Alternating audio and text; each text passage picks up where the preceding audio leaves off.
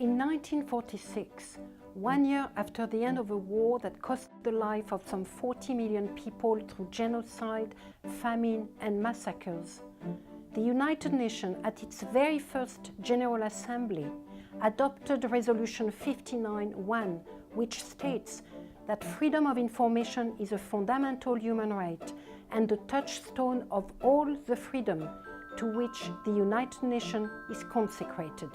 Fast forward to 2016, 70 years later.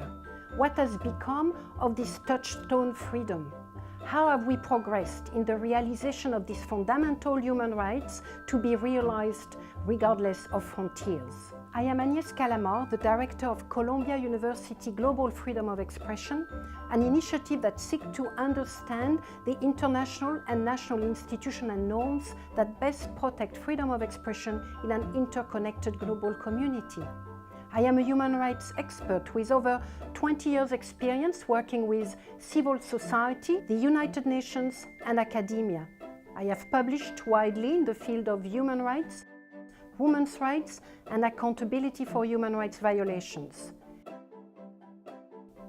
The Universal Declaration of Human Rights, in its Article 19, asserts that everyone shall enjoy the right to freedom of opinion and expression, a right that is defined as a right to hold opinion without interference and to seek, receive, and impart information and ideas through any medium and regardless of frontiers. Do you want to know more about the international standards that protect freedom of expression? Do you want to learn how much freedom does free speech entail and when it can be legitimately curtailed?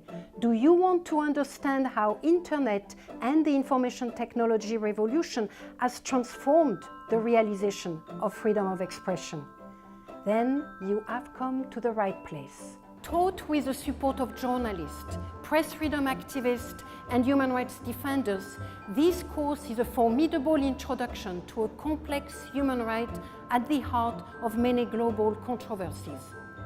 From the Danish cartoon about a major religious figure, to the attack on French satirical magazine Charlie Hebdo, from the execution of journalists working in conflict zones to the imprisonment of those reporting on terrorism, from censorship to the internet firewall and government surveillance. These are just some of the challenges that tell the remarkable 70-year journey of freedom of expression and information.